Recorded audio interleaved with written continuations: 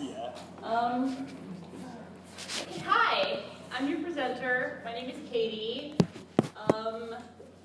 This is basically, I'm going to be hosting sort of a discussion. Like everybody, you guys can totally like ask questions or chime in at any point as long as you raise your hand. And if you ask good questions, I will throw chocolate at you. Yes. So, this is basically, it's a discussion on the past like 15, 20, 25 years worth of fansubbing and its relationship to the American localization industry. I like to say that I'm qualified to talk on this topic, but I'm more like qualified because I know a lot of people that have been working on stuff like this for the past 15, 20 years that started in fansubs and then moved to official forms of distribution over the past 10 years. I currently fansub shows that only have little to no chance of ever being released in the United States, ever in any format whatsoever that is actually legal that you can throw money at. So I've been doing that since 2013, but I've been consuming fansubs of dubious quality since about 2003. So basically the whole thing about this is that if you want to know where fansubs are going, you sort of have to know where they've been.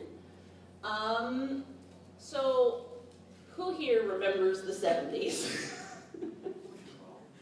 Yeah. A lot of anime got its start in the 70s in America with shows and franchises by Leiji Matsumoto and Osamu Tezuka and Shotaro Ishinomori. But these shows were brought over to the US, if you guys didn't know, in severely edited and localized formats. Like, severely edited and localized. Like, the space battleship Yamato was rewritten almost entirely, and entire portions were taken out for American release. By the 80s, you had shows like Voltron and Robotech and Captain Harlock and the Queen of a Thousand Years being cobbled together out of 2 or 3 completely different shows to be syndicated for weekday broadcast, which basically, if you don't know what that meant, it was you had to have a new episode every day, 5 days a week for 60-some episodes so that they could show it every day right after school got out. And these shows, too, were also victims of heavy localization and heavy rewriting, lots of stuff like that.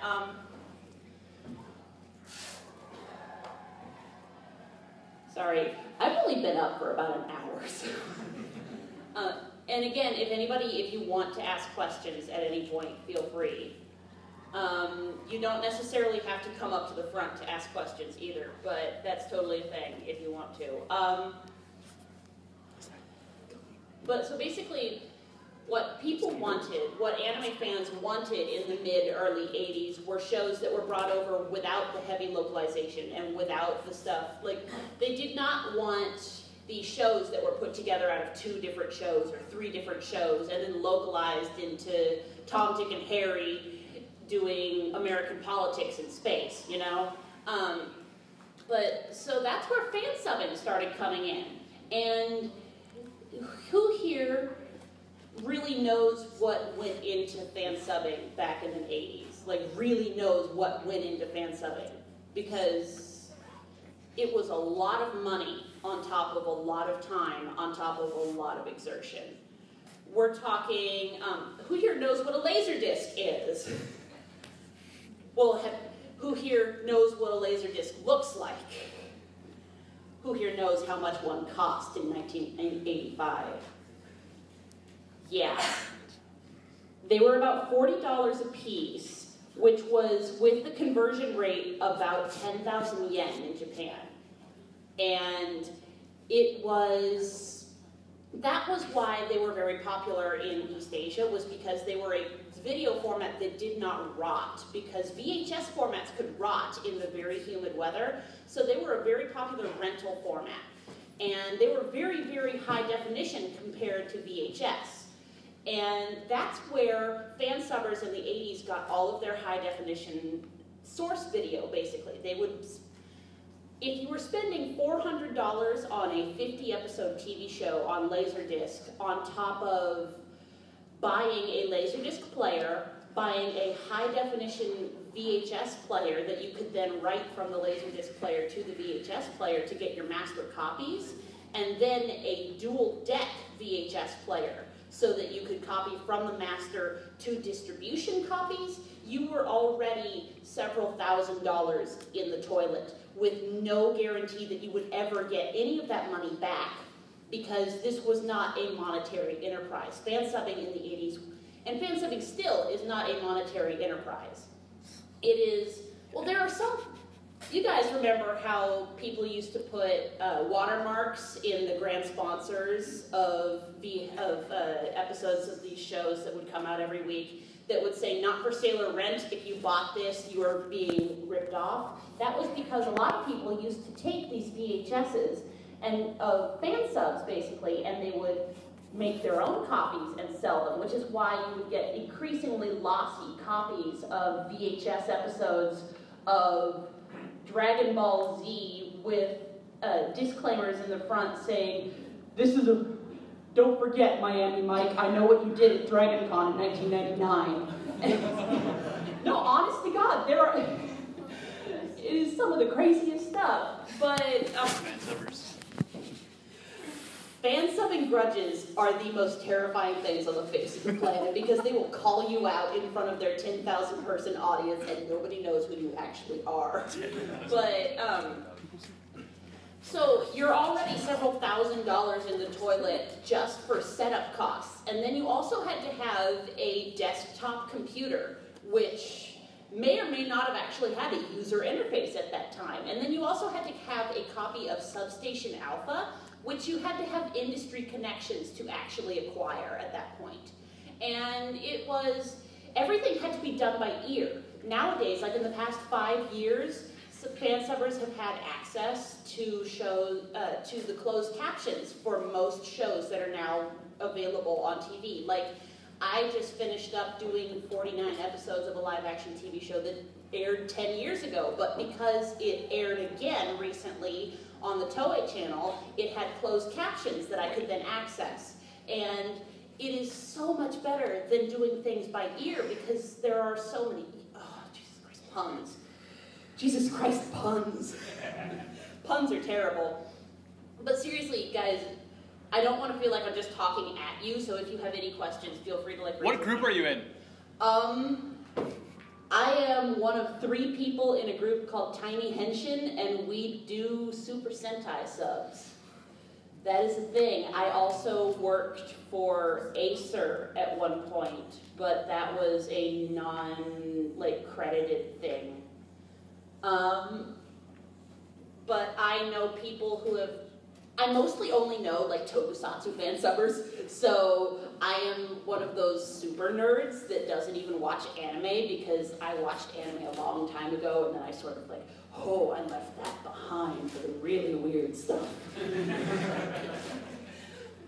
But yeah, the thing is though, with fansubs in the 80s was that once a show got picked up by an actual, legitimate licensor to be brought into the US, fansubbers would just drop it entirely. They wouldn't put any more money or any more effort into it, and they would cease to even distribute what they had already done, so that people would then have to actually throw money at these people that are localizing. And the thing about localization is that it's a numbers game. It's that if you have one thing that people like and people throw money at it, they're going to say, hey, we like this. We should get more. People like this. We should get more of it. So it's like,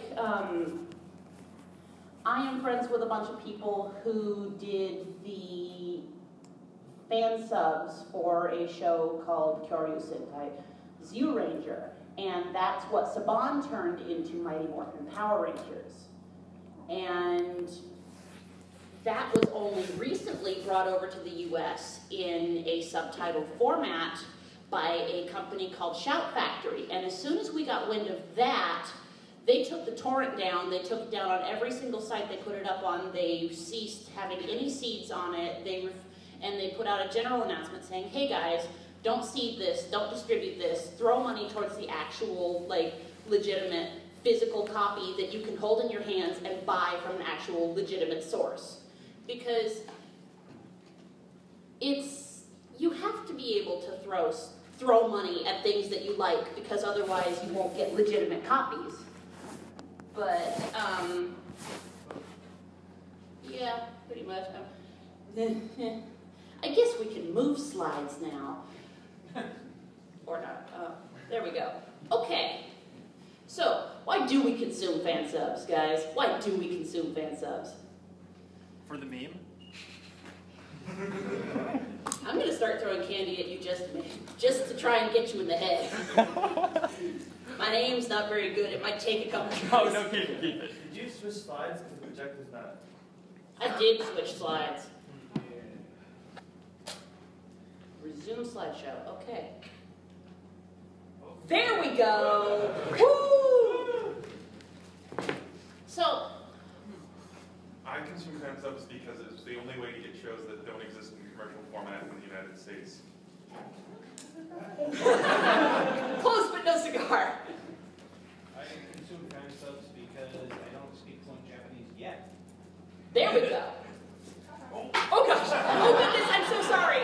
I'm so sorry. No harm, no foul. My aim isn't that good. I consume fan subs because I don't post localization translations. True enough. Yeah! Even better than that, I consume fan subs because some localization translations are actually terrible.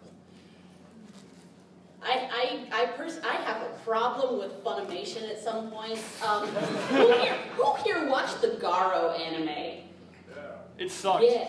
Well, the fact that it sucked was completely irrelevant. Funimation put it out, and the word Hoshi, Makai Hoshi, is literally a Buddhist priest.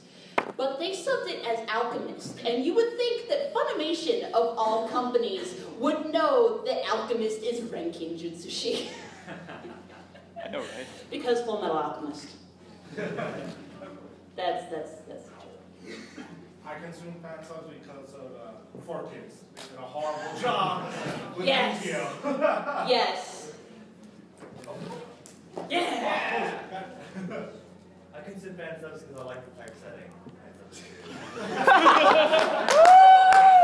You performed misguided song. I'm done. Me too. You guys have got the force, man. Either that or my aim's getting better. Copies are terrible. But speaking on terms of like not being able to trust the localization, can you really trust the fan subs? On a few shows I've actually really liked, I've gone through different fan sub sites offering the same things, comparable translations to see what seems more. And usually if I find one that seems to be sticking fairly well, then I'll trust. You start learning to trust the quality. Yeah. Behind you? I've also seen some fan subs that do horrible jobs. Oh yes. Well, here's a good rule of thumb, you guys. If you give one line in Japanese to 5 different translators, you will get 5 different lines back. It's always going to be a question of context, a question of personal.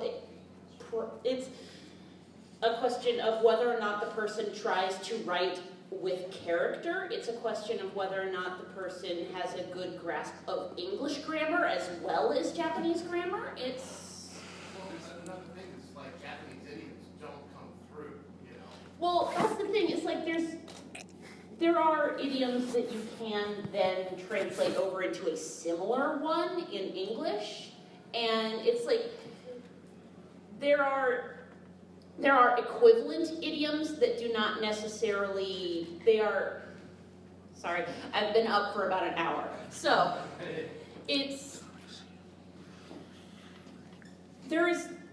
there's this myth that there is an exact equivalency between Japanese and English, or any language and English, and that is not the case. There are times where you have 5 words in English where you have to express it, where you can express it in 1 in Japanese.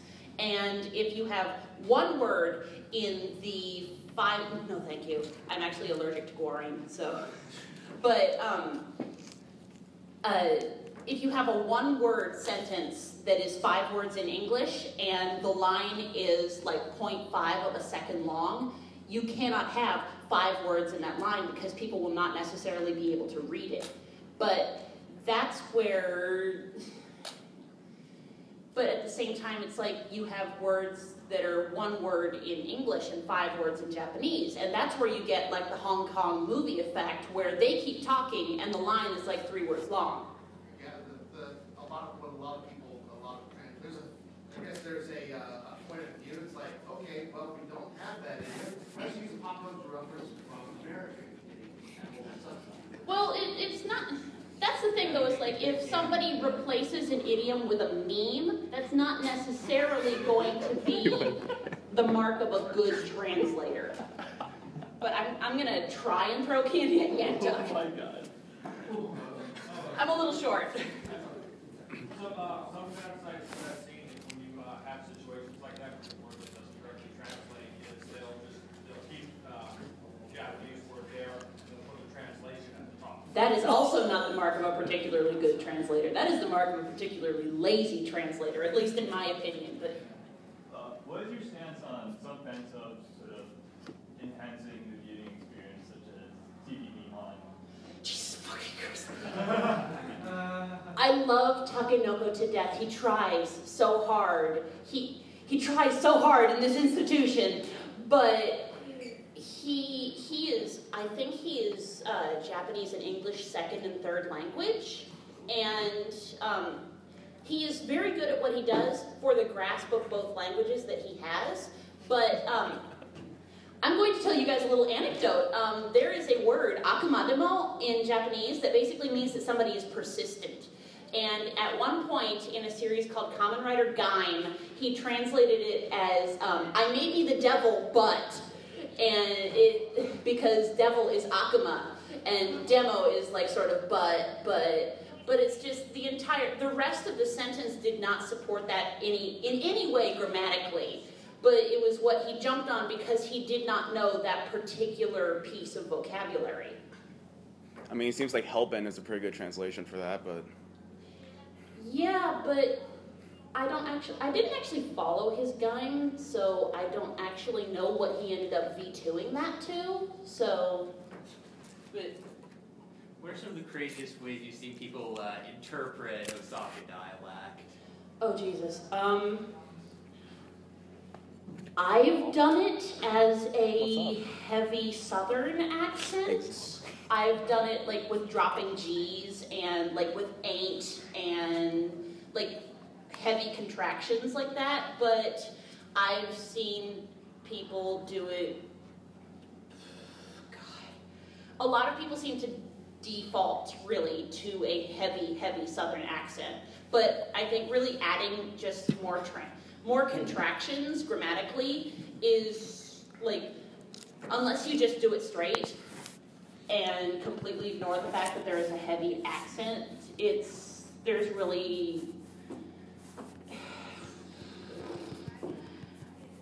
people really sort of only default to a heavy Southern accent, at least in English, because that's really the only like crazy, weird English thing we have going on besides maybe like ye old Elizabethan English for people speaking like with degozaru at the end of a sentence. How do you feel about the Hong Kong subs that came out in the 2000s that were just ridiculous? Do you enjoy them? Were they just offensive to you? Well, Hong Kong subs were not made with the intention of getting the show out there because the show is enjoyable and they enjoy the show. Hong Kong subs are put out there with the intention of selling a bootleg copy of the TV show for as much profit as physically possible. It's like there are melee dubs of certain parts of Kamen Rider, and I have seen them, and they are hilarious, but they're not necessarily put out with the intention of getting the show out in the best possible format for people to enjoy. I'm going to try and throw candy at you. It may not end well. That You was will. Yeah, that was my end. If you want candy, you may have to be in the splash zone. But, I'm sorry, my notes are really tiny, and I don't really have all that great either. Okay, so my question to you is, I don't know if this is related to this, but I'm just curious as to how accurate would translators usually get correct whenever they want to translate a Japanese language into a subbed English version. Like, how accurate do they usually get it to? Well, that's the thing though, is like if you have a definite, if you have a grasp of the actual grammatical structure of Japanese, it's very hard to actually get wrong, is the thing. It is a very organized, very orderly language. It's not like English where stuff can just sort of go everywhere and it'll still kind of make sense. Japanese has a very, very particular, this goes here, this goes here, this goes here, contraction goes here, this goes here kind of format. And so even if you don't know like the vocabulary word, you can look it up in a trusted dictionary and you will be able to figure out what that sentence is supposed to mean. It's like I don't have the greatest vocabulary, but I have a very good dictionary and I have a very good grasp of Japanese grammar and syntax. And so I like to think that I am doing a decent job, but most translators like to think that they're doing a decent job. So most translators will get it fairly close unless you're watching like Duang subs of JoJo, and then they basically just picked vocabulary words out of the sentence and made whatever they wanted with it without any, they didn't even think about actual Japanese grammar and syntax or anything else. Oh, and wait, are you a translator yourself? Yes. Oh, among other things. Oh, sorry, I just got here, so that's... No, it's cool, it's cool. Yeah, that's what I wanted to clarify. You're a translator, okay, so... Yes. So what do you usually translate? Manga, anime? Tokusatsu, which is live-action Japanese children's shows with explosions and spandex suits and crazy giant foam weapons and giant foam monsters. Okay. Yes, that's a thing. So,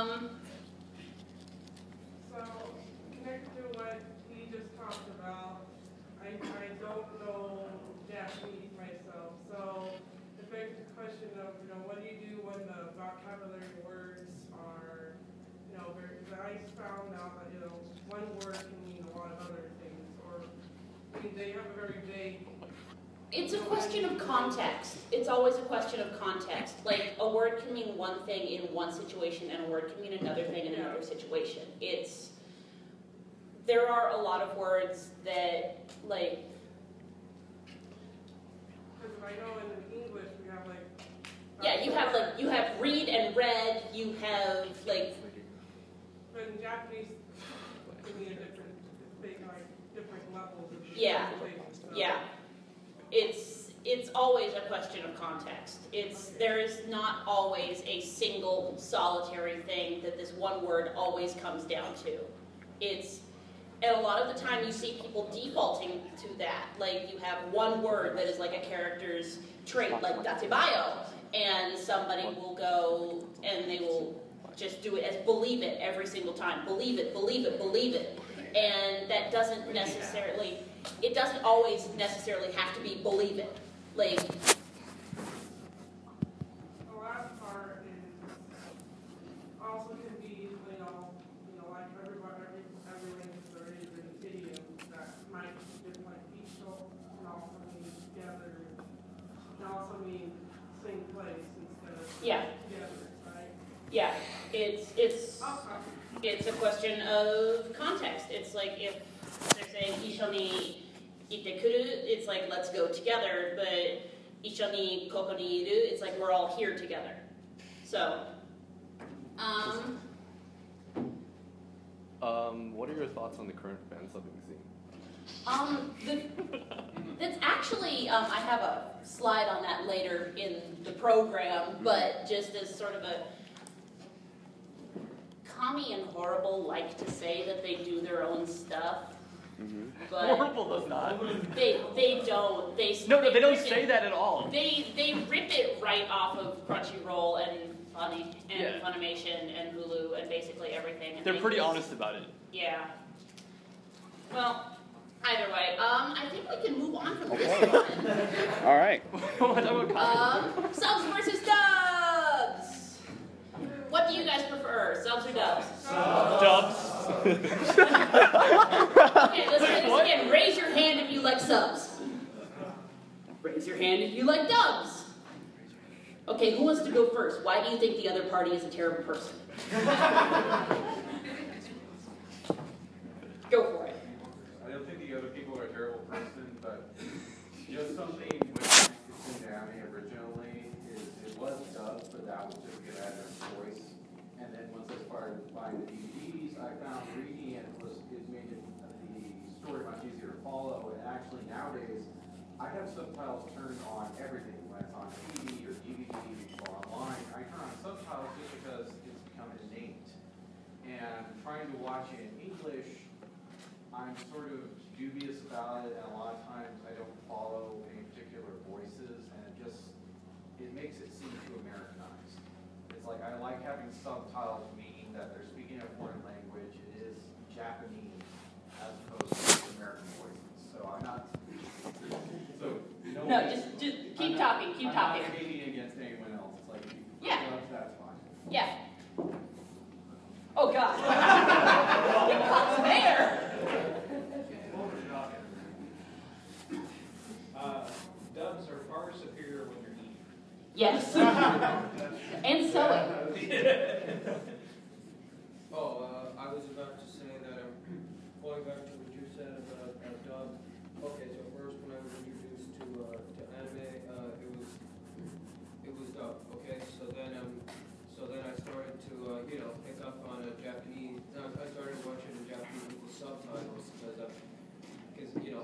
I prefer the subs because it's more original and that I actually get to hear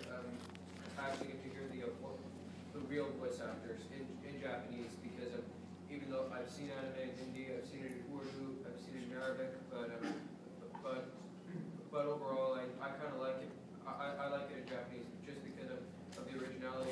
It's better quality and the subs. So I really don't like how American voices are what's the word or just taking over Japanese anime.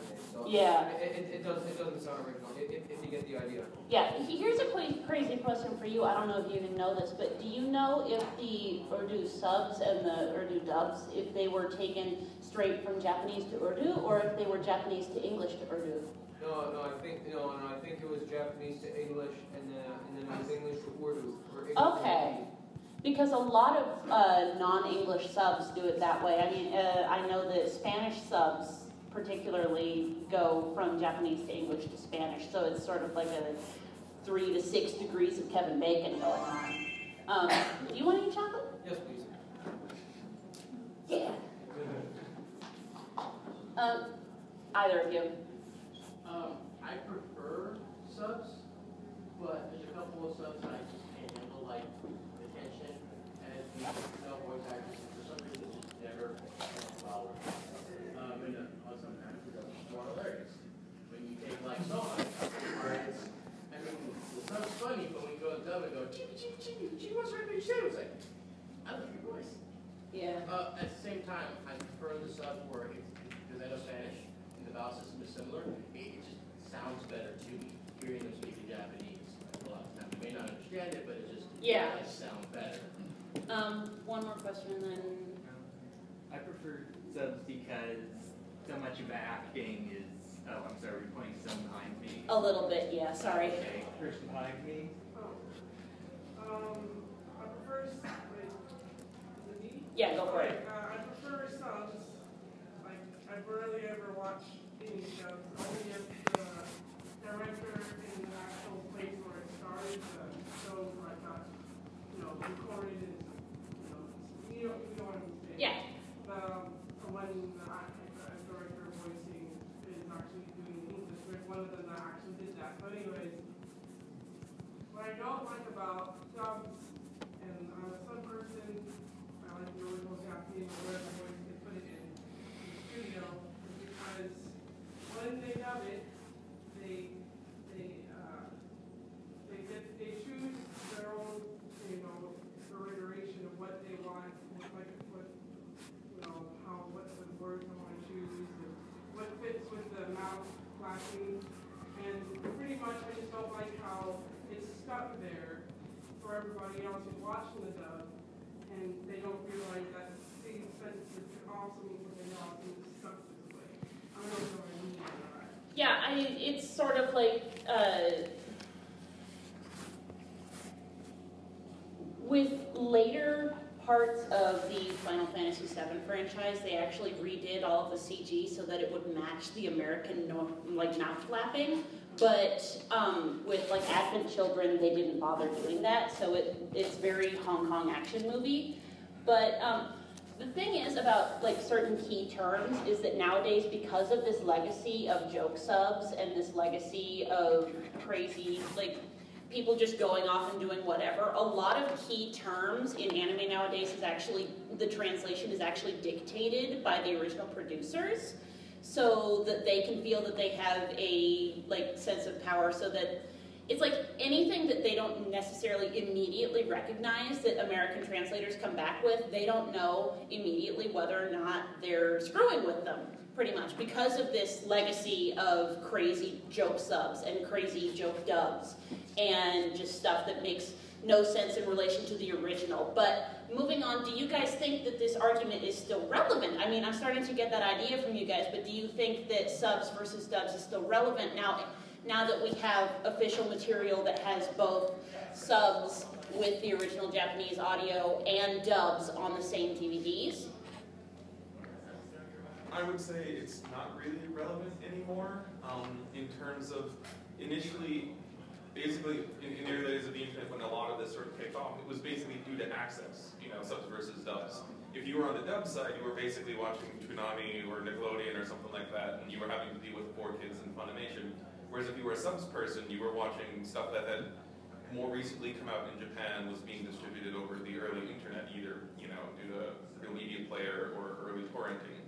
And these days, when the subbing community can get their early access subs as soon as possible, due to Crunchyroll and Funimation and the same day to day after delivery services, and that there's a proven market in the United States for the dubbing, I think it's much less important these days, because if it's going to get released on a DVD over here, it's probably going to have a dub on it, and they're going to include the Japanese audio track with English subs on it as well.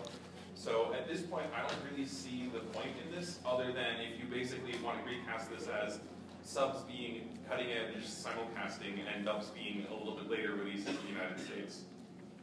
Yeah, simulcasting.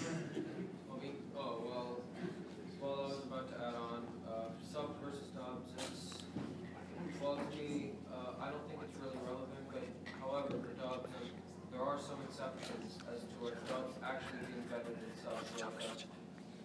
Like one thing is for dubs, definitely a Fullmetal Alchemist Brotherhood sounds good when it's dubbed, okay? But that's just my opinion. For subs, it's pretty much most of the others. Because for subs, like if I watch JoJo or if I watch Slice of Life or anything along those lines, it sounds better subs, because if you watch JoJo, then you should understand that it's romantic. That there's a lot of romance involved. Okay, so for subs, I think for the subs, it sounds better if you're watching JoJo with subs, because it sounds smoother, it sounds more eloquent. If you think about it. Yeah. That actually leads into this next slide. Digital content distribution. Digital content distribution. So you guys know how that sort of started, right? They started doing simulcasting on Hulu way back when Tiger and Bunny started airing, 4 or 5 years ago. It started moving to Funimation and Crunchyroll, and Crunchyroll actually used to be a fansub hosting site, and they somehow managed to get, I'm not actually sure how they did it, but they got the rights to the official English simulcasting of Bleach, back when Bleach was still airing, and that was sort of their gateway into getting official simulcast subs for basically every weekly now at this point. And that's actually why Free isn't getting the first season like put out on DVD in the US, I think, because Funimation has the second season, but Crunchyroll has the first season, and Crunchyroll doesn't actually do distribution. So that's why you don't have your gay swimming clubs. Yeah. But official subs now are becoming,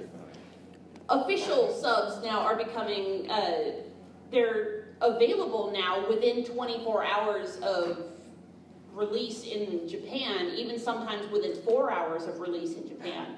And they may not necessarily be the greatest subs on the face of the planet, but they are official subs.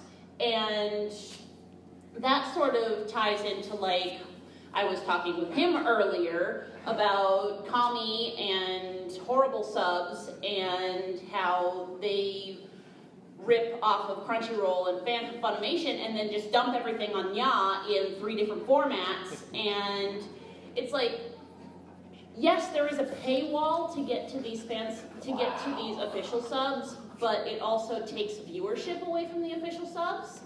So it's sort of like an instant gratification isn't fast enough kind of thing, you know? Like, I have so much candy to throw at people. And I know it's dangerous, but you gotta ask questions. But, so I guess the question is why torrent when there are official ways to then stream and give your viewership to stuff like that? Why torrent? Well, availability. Some things aren't simply, they're not translated immediately. And they still have to acquire a digital license to stream. So.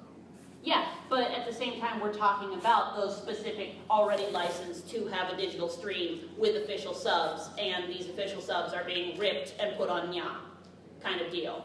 Like, why torrent those when you have an official way to give your viewership?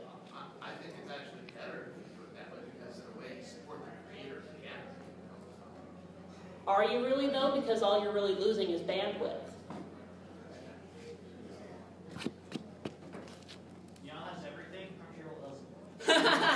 That is true. Nya does have literally everything. They don't have Doki. Are we talking Doki Doki Precure here, man? Or... No, Doki fan subs. Oh. See, I've never heard of them. So. Woo! They're like classic. Some people have opinions about encodes that they're very. That's actually a really good one. Well, you know. Yeah, I do know. Can you reiterate what this your teacher discussed again? Say for the part that I already know that word is pirating. Torrenting is pirating, and it's not necessarily actually supporting the official material. It's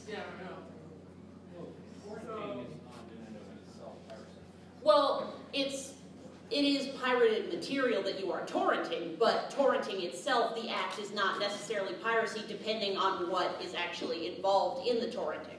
Like, depending on what files you're torrenting. I remember now what I was going to say. So, I didn't hear you clearly when you said something about how you're not supporting the actual... Did you say that you are, but did you say that it was completely pirating? Or well, you are supporting that? Pirating anime that is immediately ripped off of Crunchyroll and Fanime is not supporting the actual, like, physical piece of material. It is not supporting the creators of that material. It is taking a third party and downloading that. What would be considered supporting the, like... Giving viewership to the actual stream on Crunchyroll or Funimation where it is actually licensed. What about, like, actually purchasing the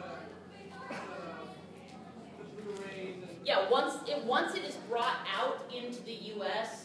on an official, like, until it's actually brought out on DVD or Blu-ray in the US, it is not a physical copy that you can throw money at, but if you have a subscription to Funimation or Crunchyroll, I don't know if Funimation even works on a subscription basis. I don't watch anime. What do you consider with opinion with, like, when you watch it by streaming it online, some site that has one of the fan subgroups, then buying it after?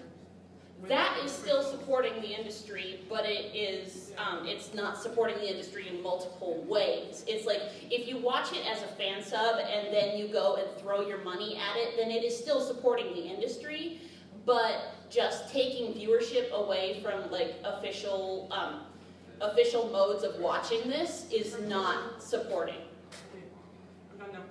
No, it's cool. Yeah, so you mentioned horrible subs and Commie fan subs and how basically all they do is just rip the existing official streams and just release that. But I think a point that should be kept in mind is that a lot of fan subgroups nowadays, I agree, are still using that official subs as a baseline. But a lot of them are doing their own take of it.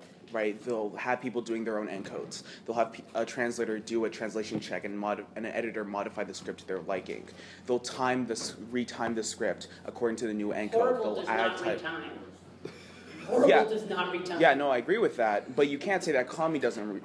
You can't say that Commie just ripped the same script. I avoid Commie on principle, but a lot of people that I know. You have like 5 of them in the audience, by the way. Huh? 5 Commie devs are like here in the audience. Really? That's fascinating. I figured as much. No, I'm not on Commie. But, I figured as much. I figured as much from all the snickering and like laughing, and you're totally live tweeting, going, "This bitch is crazy." Did you get candy?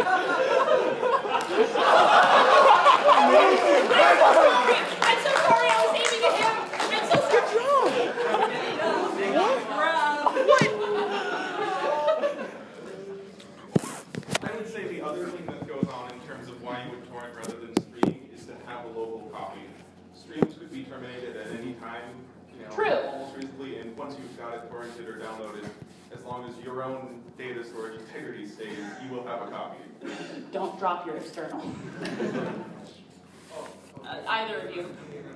I was thinking along the same lines that really when you stream like your Crunchyroll, that clicks their counters, that goes through the industry, it means something immediate, and somebody gets paid.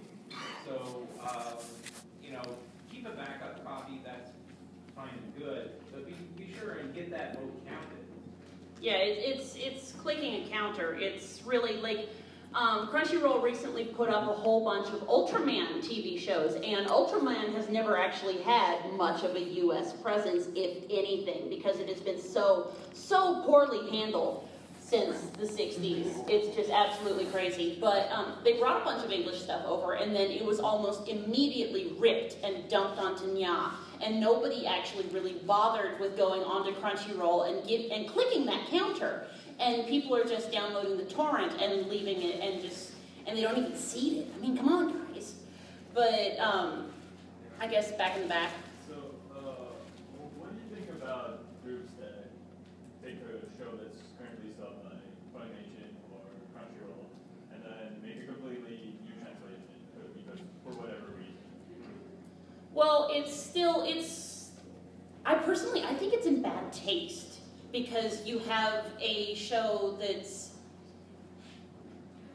has an official way to watch it, and then you're sort of saying, hey, we're going to do this our way, and it's maybe not necessarily better, but well, that's the thing though, is that a lot of these simulcast subs are done on a very, very, very tight schedule. And sometimes a friend of mine actually works for Crunchyroll, and she's like, yeah, the Haikyuu simulcast subs, oh my god, our translator doesn't even actually look at the raw, he just translates the script, and it sometimes just comes out terrible because there's no actual visual context in the script. So he for some reason translated coach as conductor. Yeah, but or no, it was the other way around. He translated conductor as coach, and there was a whole bunch of orchestra imagery on the screen, and it was really obviously supposed to be conductor, but it was, but still, it's like it's done on a massively short time frame, and so sometimes a redone sub will be better, but it's not necessarily in particularly good taste to do. So what would you say is in good taste then? I honestly, I would say leave stuff that is being subbed in an official way alone. But that's just my personal opinion. It's. You previously mentioned that you would stay far, far away from Funimation. So as in like. Funimation subs? Well, I don't watch anime, so I am 99% of my translation experience that I'm talking about right now specifically is as far as it's mostly tokusatsu stuff that I travel in tokusatsu subbing circles. So but in general, it's just, I personally think that it is in bad taste to redo a show that is already having subs done officially, no matter how bad those subs are. If any show that I was doing suddenly got official subs that were simulcast in English, I would drop it immediately and I would take down all of my torrents. It's a matter of respecting the fact that there is a official presence there. I'm sorry, going back to the previous. And we have 5 minutes left, so. I know there's an option on Crunchyroll for you to watch it in SD, free, and H, whatever, when you have an account on there. Does it still, do the ads, still contribute to the viewership, thing? Any viewer, access to those videos, as far as I know, clicks that counter telling people that yes, people are watching this, people want to watch this, we should get more of this kind of stuff. Back to the last things you were saying about no matter how bad an official translation is, supporting that, doesn't that turn also this norm to say that by accepting and supporting an official translation, no matter how bad it is, you're also saying it's okay, continue to do a crappy job. Well, that's the thing. It's like there's a difference between supporting a crappy job and recognizing that it is a bad job and saying, hey, we would like a better quality of this, but we would still like to consume this very official, very actual legal method of consuming subs. It's like you need to be vocal in your viewership while also supporting what you want. In the back? Either of you.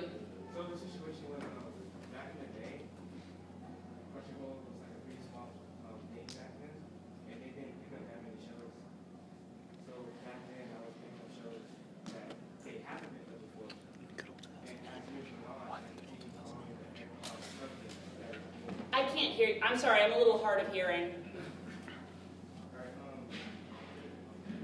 Back in the day when Crunchyroll was still like a small thing, they didn't pick up that many shows. So back in that day, I was picking up shows that they'd never picked up before. And pretty much I ended up following the circles as years went on. Well, that's just it though, is that this current trend towards digital distribution is what is sort of it's a new thing that needs to be supported, otherwise it may even be dropped. That's not necessarily something that may actually happen, but it's something that could possibly happen if it doesn't have enough future in it, but there is a future in it as long as it is supported. And it's there is 10 years ago you had shows that were 10 years ago you had MP4 files or MPEG files that were the size of a postage stamp, 500 megabytes and hard subbed, and now you have MKV format and you can get 500 megabytes 1080p, and it's great. And it's it's that same progression. It's a progression of technology. Is that 5 years ago Crunchyroll did not have a lot of stuff, and then onwards they're picking up more things because there was more people wanted to see these things that they were picking up. And so they were able to pick up more licenses because people were giving them more viewership. If you guys know what I mean. So I guess I'm the last speaker, I don't know. Yeah, I'm imagining, so they're going to come in here with the red card in a second. In my opinion, torrent versus streaming, sure, I mean, out of all your opinions, I mean, I completely understand where you're coming from with torrent, and torrent may be better than whatever streaming, but in my opinion, for personal reasons, for torrent, I never torrent, I always stream, but I have a friend who gives me torrents, so that way, I travel a lot, so if I want to watch anime on an airplane, I just use torrent, because I'm, like, whatever he uploads on a hard drive, so because airplanes, there's no Wi-Fi, so. Yeah. So, but however, from home, I just go streaming, just to save data on my hard drive. So I looked at a bunch of the download data, and it looks like Horrible Subs is about 5 times more popular than all the other fan subs combined. So, wow. What do you think that says about the state of fan subs? Because that wasn't the case when I checked a few years ago. Fan subs were much more prevalent compared to Horrible Subs. Now it's completely flipped. Well, it's... Sorry, I'm getting kind of fried because I don't really usually talk this much at any given point in time, but I suppose it's sort of like an access thing because they are like a mini armed octopus. They go and they grab literally everything they can and they put it out under one name. So it's sort of like they're catching that massive amount of viewership because they have literally everything from literally every corner of the internet that they can like stick their little suckers onto. And then this is going to have to be the last question. Sorry, guys. Currently, we're determining where we're putting our strength in. Whether we want more of this officially coming from Japan and being widespread throughout America, or whether we're rejecting that and slowing that down. You have to decide for yourself. And the other argument that I had was some of these shows in high def are like 13 freaking gigs. Oh God, yeah. I'd much rather stream it than download that and have to sit with that for the rest of my life. Mm-hmm. HD isn't much better than, I don't know, 360p. Yeah. All right, that's gonna be it. Thanks for coming. I have a lot of extra candy left, so if you want some, come and get it. Also, I am sorry that I like pelted you with crackle bars. You missed me. And hit me. I hit you. I'm Good sorry job. I hit you with a crackle bar. Would you like a crackle bar? You totally got beamed on, dude. All right.